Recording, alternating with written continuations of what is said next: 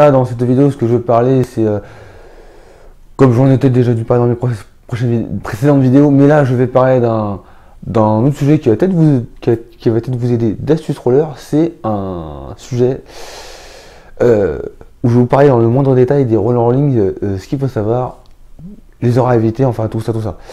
Parce qu'il y a plein de trucs à savoir, comme vous le savez. Il faut bien sûr que les rollers soient bien mis au pied, etc. Comme je vous l'ai déjà dit, comme vous savez déjà pour ceux qui me suivent. Mais là, je vais parler d'un autre sujet, plus dans le détail, pour vous apprendre plus de trucs, avec 2 fois plus de conseils, et beaucoup plus que ça. C'est parti. Les différents types de rollers qui existent. Alors pour accéder au skatepark, roller freestyle, roller free skate, roller de vitesse,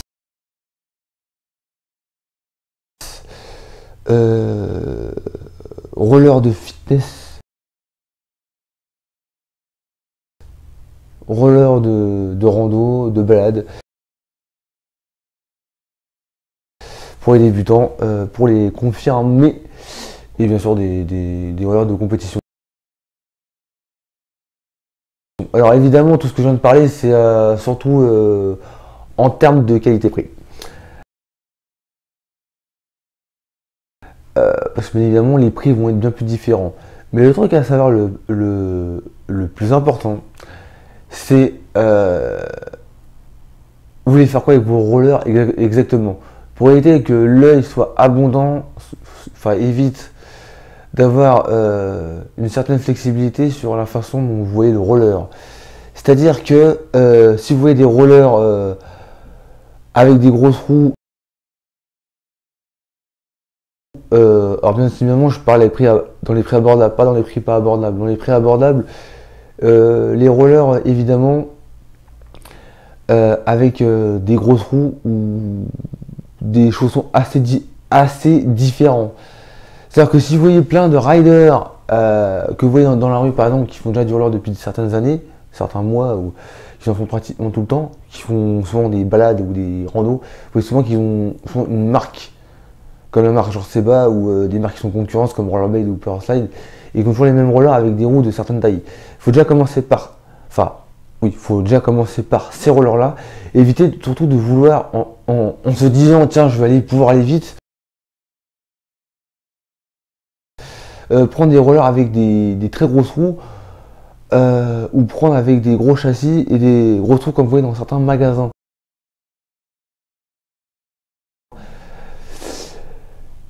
Ça c'est l'erreur à éviter. C'est justement se dire je vais prendre ça parce que je vais m'intéresser à ça, donc ça ira mieux, et pour ça je vais le faire avec ça, comme ça je vais pouvoir faire ça et ceci et cela. Faut tout de suite éviter ça.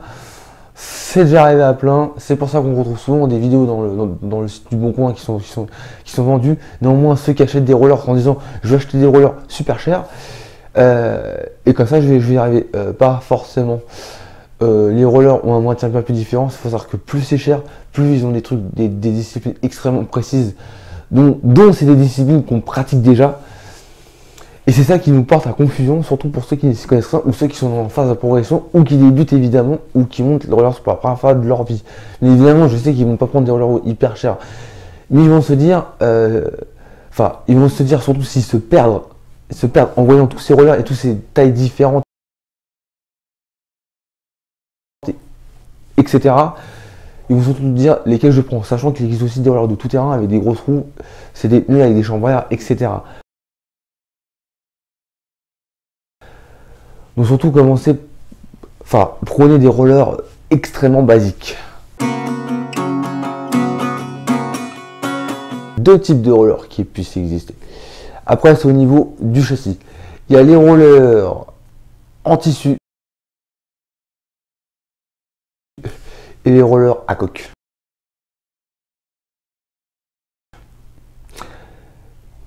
C'est complètement différent. Comme je vous ai dit dans une précédente vidéo, par exemple les rollers en tissu, c'est surtout des rollers uniques, en une seule pièce. Souvent, le spoiler est fait avec le châssis. En gros, il est attaché avec, enfin il est attaché, il a été fait avec.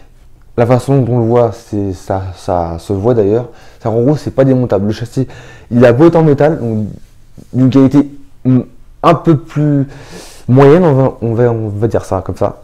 La qualité de la métal est un peu plus moyen, mais il est attaché avec le spoiler. Donc en gros, on peut juste changer les roues et pas le reste. Ça fait une taille unique. Que le roller à coque, tout est démontable. Le spoiler, alors les roues évidemment, mais aussi le châssis. C'est-à-dire qu'on peut très bien mettre une marque différente, ou alors le jour où on devient bricoleur, on peut aussi se faire ses rollers en moulant son pied, parce que ça existe aussi. Oui, en moulant son pied, bien évidemment, oui, ça je vous le dis. Et mettre le châssis, notre châssis préféré qu'on a déjà, le châssis dont on s'est fait avec quand on a pratiqué le roller pendant des mois ou voire des années. Il y a ça aussi qui rentre en compte. Et le fait que le roller à coque, à l'intérieur, il y a un chausson qui se retire aussi, où on peut le mettre aussi sur des patins à glace qu'on a récupéré aussi, ou le remonter sur autre chose. Avec vraiment le roller à coque, quelle que soit la qualité prix, on peut tout à fait retirer une pièce, en mettre une plus chère, en mettre une moins chère, etc. Que le roller en tissu, c'est bien plus différent parce que le chausson est intégré avec, puisque le chausson, c'est le tissu. Juste à l'extérieur, on voit le tissu, à l'intérieur, il y a le chausson qui permet d'embourber son pied en attachant bien sûr correctement les lacets, comme explique bien sûr le tuto.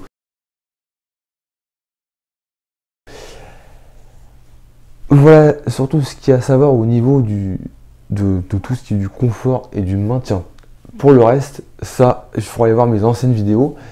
Mais n'oubliez pas que entre le roller en tissu ou le roller à coque, il y a cette différence-là. Bien évidemment, comme ceux qui me suivent déjà, certains ont peut-être dû voir le tuto à propos du car. Donc il y en a certains qui savent ce que c'est le car. Mais évidemment, la vidéo où j'explique plus ce car en détail n'est pas vraiment sortie. Elle va sortir très très prochainement. Ce qu'il faut savoir, c'est que quand vous choisissez vos rollers, bien évidemment, comme je l'ai dit, il faut toujours prendre son temps pour bien voir justement le confort et le maintien du roller. Parce que évidemment, il faut voir tout de suite une chose, surtout vraiment un conseil que je peux apporter aux parents qui ont leurs enfants ou entre amis, etc. Toujours, au moment où vous avez mis vos rollers, vous mettez debout, surtout vérifiez bien comment est votre pied. Ah bah d'accord, mon téléphone qui a la notification en plus.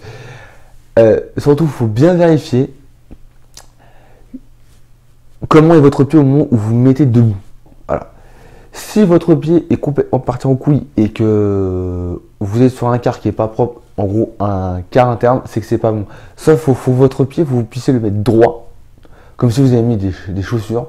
Faut vraiment que les roues en dessous de le châssis soient droits par rapport à votre pied et que le pied à l'intérieur est bien posé sur la semelle, ou alors il faut que vous soyez en car externe. Alors comme je viens de vous dire, comment on peut savoir si le pied est bien mis, c'est tout simplement, il faut bien évidemment pas que vous sentez un truc bizarre dans votre pied. Parce que si vous êtes en car interne, justement, vous n'allez pas vous sentir bien sur les rollers, ça va être la catastrophe. Et c'est surtout, c'est que votre pied va pas être posé sur la semelle intégralement. Il faut toujours que le pied soit posé sur la semelle intégralement. Parce que si c'est posé intégralement, ça veut dire qu'en gros, le châssis en dessous, avec les roues évidemment, il est droit et on peut rouler avec ça.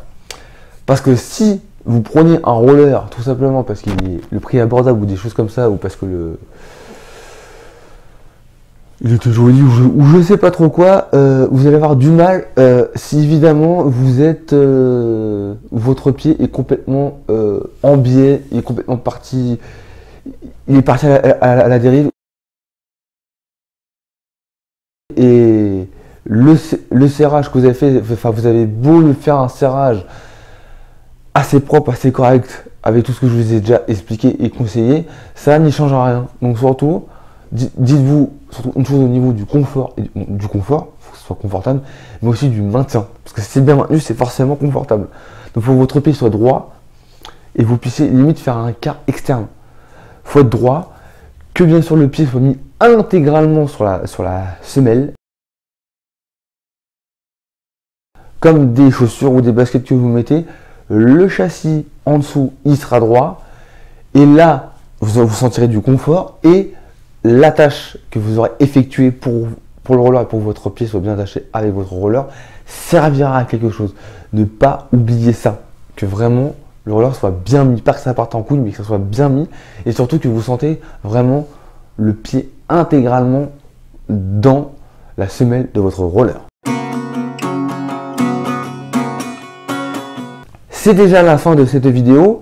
J'espère qu'elle vous aura plu. J'espère que tous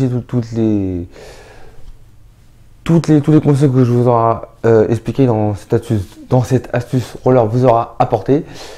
Bien évidemment, le projet, j'en ai parlé dans ma précédente vidéo, donc du coup les autres vidéos vont sortir dans pas longtemps aussi, si j'arrive à me procurer ce petit matos. Donc si ce n'est pas encore fait, ne vous oubliez pas de vous abonner à la chaîne YouTube juste en dessous, d'activer la petite cloche de notification, ça c'est comme vous voulez, de lâcher un gros pouce bleu, ce qui me fait plaisir, de partager la vidéo, ce qui me fait aussi plaisir. Et sur ce, je vous dis à la semaine prochaine, et n'oubliez pas qu'un rider avance toujours droit devant.